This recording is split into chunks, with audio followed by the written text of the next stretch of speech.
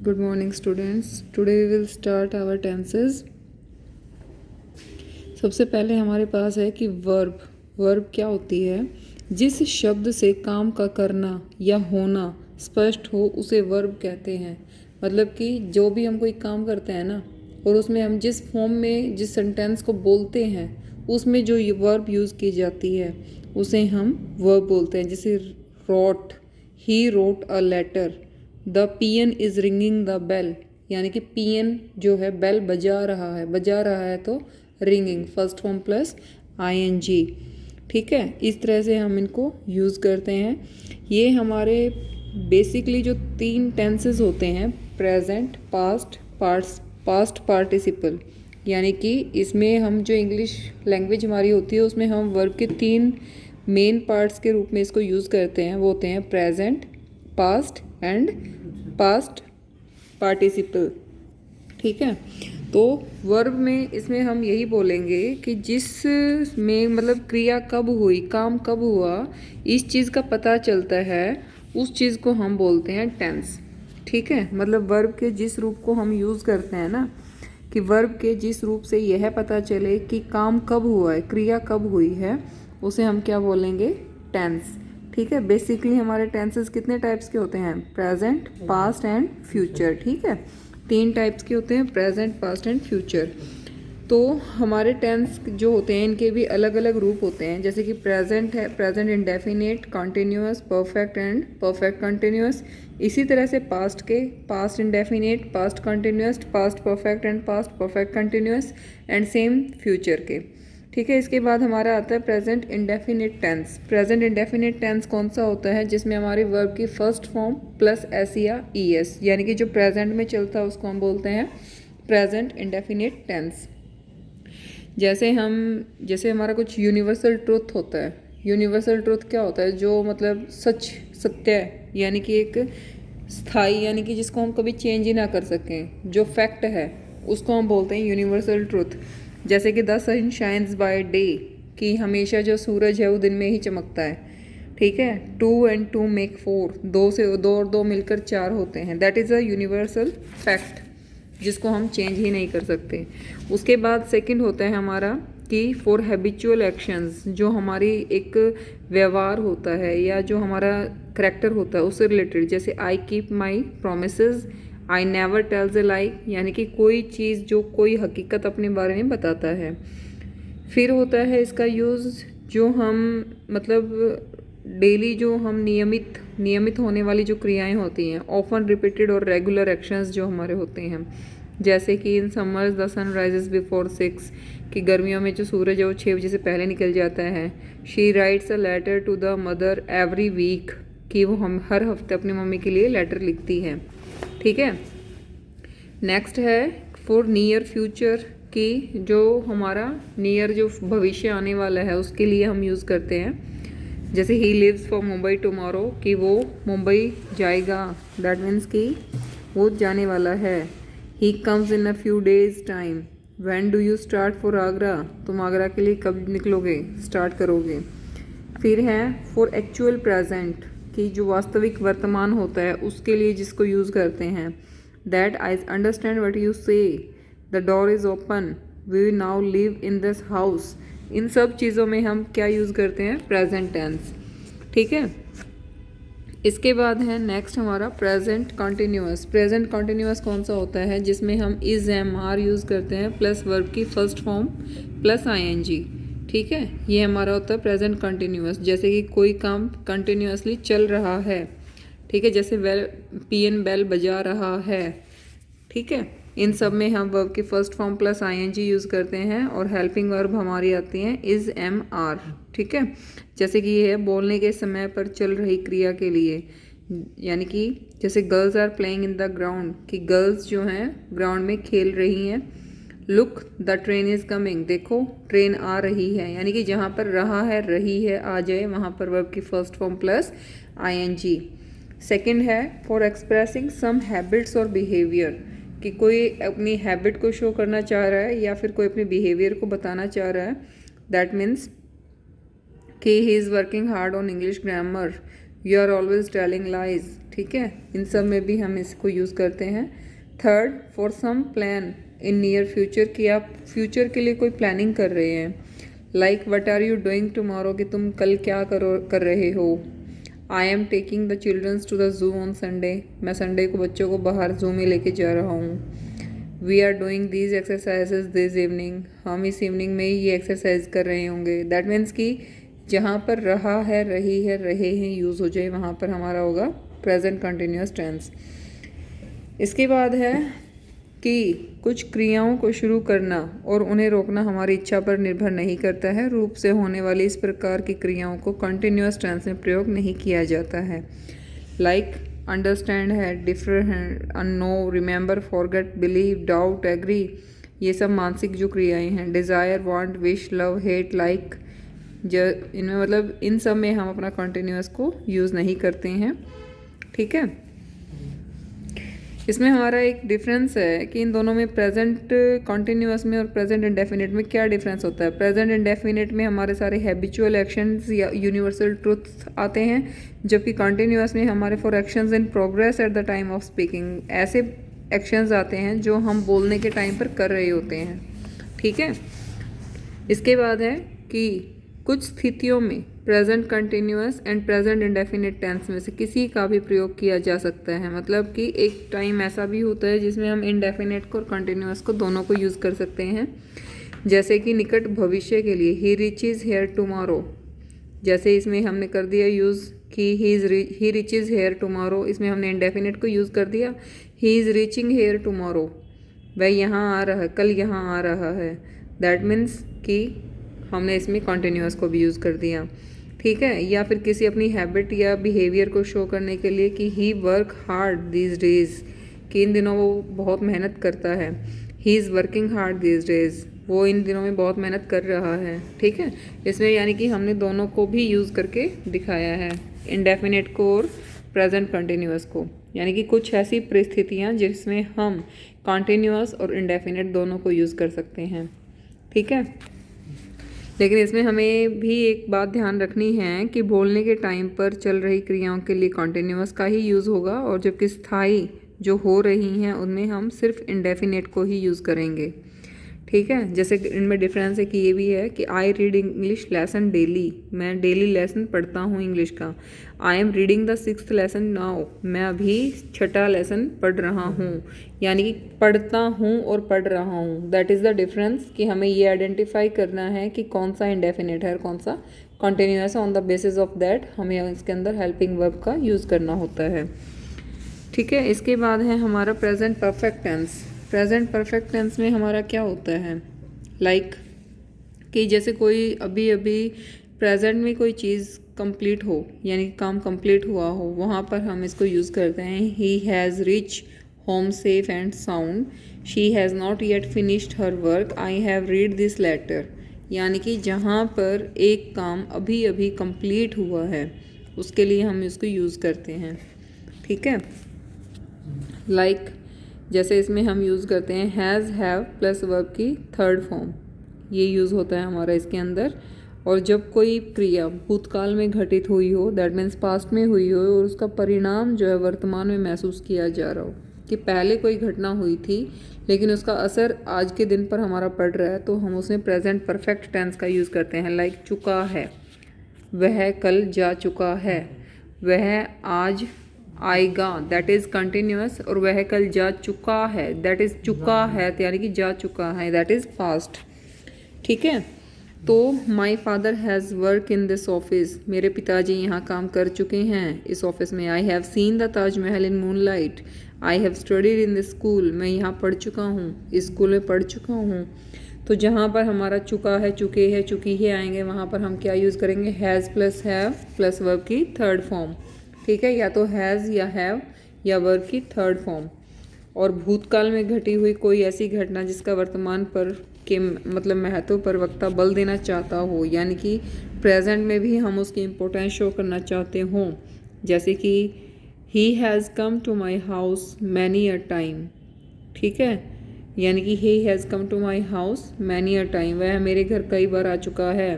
This disease has killed many childrens, इस बीमारी से कई बच्चे मर चुके हैं। दैट इज़ हैज़, कि बीमारी तो पहले से चली आ रही है लेकिन मर चुके हैं बहुत सारे, ठीक है। तो हम इसमें यूज़ कर रहे हैं he has gone to England, वह इंग्लैंड जा चुका है। तो यह बात याद रखने के लायक होगी कि भूतकाल में घटना किसी ऐसी घटना के लिए प्रेजेंट परफेक्ट टेंस का प्रयोग कभी नहीं किया जाता जिसके घटित होने के समय का उल्लेख वाक्य में किया गया हो। ऐसी स्थिति में सिंपल पास्ट टेंस अर्थात वर्ब की सेकंड फॉर्म का ही यूज़ किया जाता है। उदाहरण के रूप में हम यह नहीं कहना चाहिए कि he has come here yesterday, he has passed this examination in 2002। हमें बोलना चाहिए ही केम हेयर येस्टरडे, कि वह यहाँ कल आएगा, नहीं सॉरी कल आ चुका है। ही पास्ड दिस एग्जामिनेशन इन 2002, वह 2002 में यह एग्जामिनेशन पास कर चुका है, ठीक है। इसके बाद है हैड का यूज़ हम करते हैं पास्ट में और प्रेजेंट में हमारा आता है हैज़ एंड हैव। इसके बाद है past indefinite tense. Past indefinite tense में क्या होता है, जहाँ पर बेसिकली हमारा सिर्फ और सिर्फ वर्ब की सेकंड फॉर्म का यूज़ किया जाता है, यानी कि पास्ट यानी कि भूतकाल जो बीत चुका है। भूतकाल में पूरी हुई किसी भी क्रिया के लिए हम इसको यूज़ करते हैं, जैसे कि we learned English at school, he killed a snake, my father taught in this school, ठीक है। तो ये सारा का सारा क्या है, पास्ट, ठीक है। इसके बाद है हमारा पास्ट कंटिन्यूअस। पास्ट कंटिन्यूअस में जहाँ पर था है, रहा था, रहे थे, वहाँ पर आएगा हमारा वाज वर्ब प्लस वर्ब की first form plus ING. Single के लिए आता है वाज और प्लूरल के लिए क्या आएगा, वर, ठीक है, प्लस वर्ब की first form plus ING. Like he was writing a letter when I saw him, he was because he is a single noun, ठीक है। I was reading a novel yesterday afternoon, ठीक है, यहाँ पर भी हमने was use किया। जबकि दे वर, वी वर, जहाँ पर प्लूरल आ जाएगा वहाँ पर हम क्या यूज़ करेंगे, वर। इसके बाद है हमारा past perfect tense. Past perfect tense में हमें क्या देखना है कि जहाँ पर कोई ऐसी क्रिया जो भूतकाल में किसी निश्चित समय से पहले या किसी निश्चित समय तक पूरी हो चुकी हो, उसे हम बोलते हैं पास्ट परफेक्ट टेंस, कि वह ये काम कर चुका था, ठीक है। दैट मीन्स कि चुका था। The patient had died, patient मर चुका था। बिफोर द डॉक्टर केम, जब तक डॉक्टर आया। I had finished my work by evening, शाम तक मैं अपना काम पूरा कर चुका था। I wish my father had been here at this time, मैं विश करता हूँ कि मेरे पिताजी यहाँ इस टाइम तक आ चुके थे। I wish I had work harder, ठीक है। इन सब में हम क्या यूज़ करते हैं, अपना वर्ब की थर्ड फॉर्म। इसके बाद अब प्रेजेंट परफेक्ट और सिंपल पास्ट वाले किसी भी वाक्य को डायरेक्ट या इनडायरेक्ट कथन में बदलने के लिए हम इस टेंस को यूज़ करते हैं कि अगर हमें सिंपल पास्ट से पास्ट परफेक्ट में कन्वर्ट करना है या डायरेक्ट को इनडायरेक्ट में चेंज करना है तो भी हम इसको यूज़ करते हैं। जैसे he said the train arrived late, ठीक है, he said the train arrived late, इसको हम सिंपल जो पास्ट है पास्ट परफेक्ट में चेंज करेंगे। दैट मीन्स कि he said that the train had arrived late, ठीक है। सेकंड है हमारा he said I have left my parents, present perfect है, I have left my parents, इसको हमें पास्ट परफेक्ट में करना है। He said that he had left his parents, ठीक है। इसके बाद है पास्ट परफेक्ट टेंस का यूज़ केवल तब किया जाता है जब भूतकाल में होने वाली कोई क्रिया किसी अन्य क्रिया की अपेक्षा पहले पूरी होने का भाव रखती है, यानी कि जो पहले कोई काम हो रहा होता है उससे पहले हमें अपना कोई दूसरा काम कर लेना होता है। दैट मीन्स कि कोई भी काम जो भूतकाल में होने वाली कोई भी काम है या कोई भी क्रिया है किसी दूसरी क्रिया की अपेक्षा पहले पूरी होने का भाव रखती है, ठीक है। अर्लियर एक्शन और लेटर एक्शन में हम इनको यूज़ करते हैं। अर्लियर एक्शन में दैट मीन्स कि हैड प्लस वर्ब की थर्ड फॉर्म और लेटर एक्शन में वर्ब की सेकेंड फॉर्म, इनका यूज़ होता है। अर्लियर एक्शन में जैसे कि है हमारा द बेल हैड रिंग, कि द बेल हैड रिंग, ठीक है, इसमें हमने यूज़ किया है हैड को भी प्लस रंग, दैट मीन्स वर्ब की थर्ड फॉर्म। और लेटर एक्शन में before I reach the school, before he came, before her brother arrived, only verb की सेकेंड फॉर्म। लेटर एक्शन में हम यूज़ करते हैं ओनली वर्ब की सेकेंड फॉर्म, और जबकि अर्लियर एक्शन में हम यूज़ करेंगे हैड प्लस वर्ब की थर्ड फॉर्म। ठीक है, इसके बाद है हमारा future indefinite tense. Future indefinite tense में हम यूज़ करते हैं विल शेल प्लस वर्ब की फर्स्ट फॉर्म। जहाँ पर गा गे गी फ्यूचर यानी कि भविष्य आ जाए, वहाँ पर हम यूज़ करेंगे विल शेल प्लस वर्ब की third form, sorry first form. जो मतलब इसमें यही है कि जैसे फर्स्ट पर्सन के लिए हमने इसमें शेल का यूज़ करना होता है, सेकंड और थर्ड पर्सन के लिए हम इसमें विल का यूज़ करते हैं। फर्स्ट पर्सन के लिए हमेशा शेल, जैसे आई शेल, वी शेल, ठीक है, और बाकी सब के लिए हम इसमें यूज़ करते हैं विल। ठीक है, अगर किसी भविष्य संबंधी आदेश यानी कि कोई कमांड है, प्रॉमिस है, डिटर्मिनेशन है या थ्रेट यानी कोई धमकी है, तो हम इसमें फर्स्ट पर्सन के लिए विल का यूज़ कर सकते हैं। ठीक है, और सेकंड और थर्ड पर्सन के लिए हम इसमें शेल का यूज़ कर सकते हैं। यदि वक्ता अपने किसी भविष्य संबंधी उद्देश्य यानी कि कोई इंटेंशन को प्रकट करना चाहता है, अपनी कोई इंटेंशन शो करना चाहता है, तो उसके लिए भी वो विल का यूज़ कर सकता है, और ऐसे वाक्यों में फर्स्ट पर्सन के लिए विल का यूज़ किया जाता है। ओके,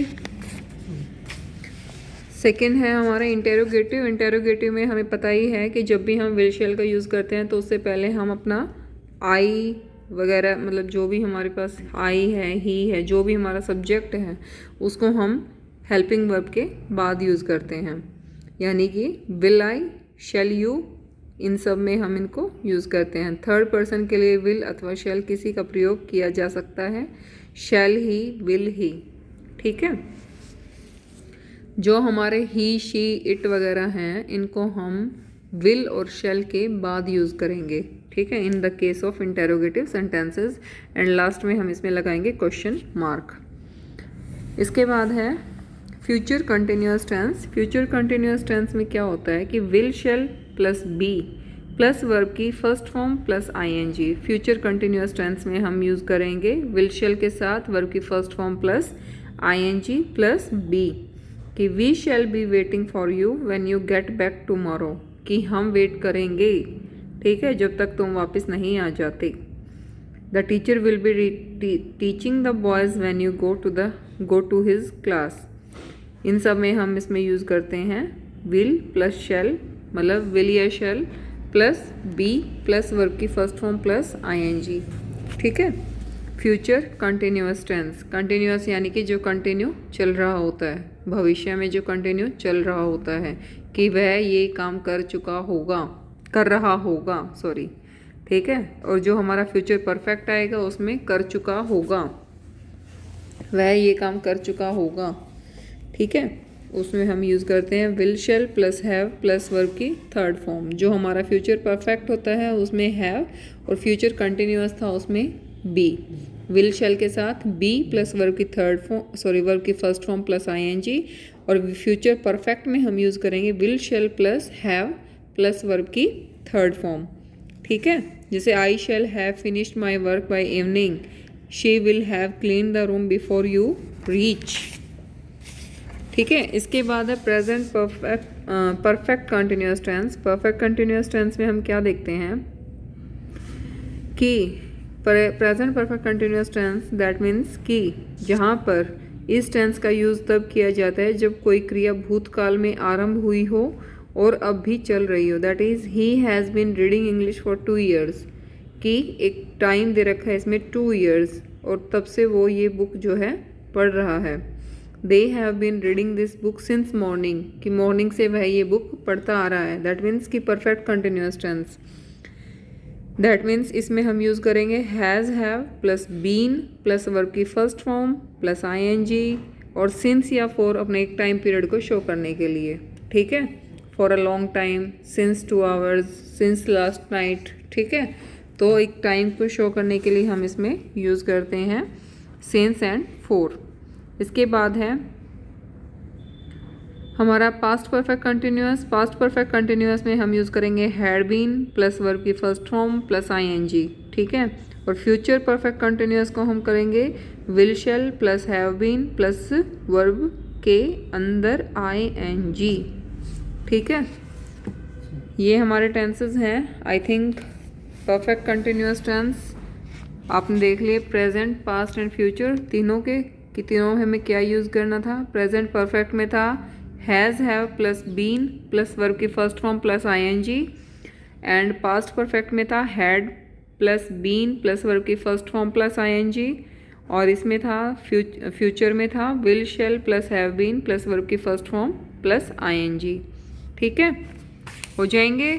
टेंसेस में कोई प्रॉब्लम आए तो you can ask me later.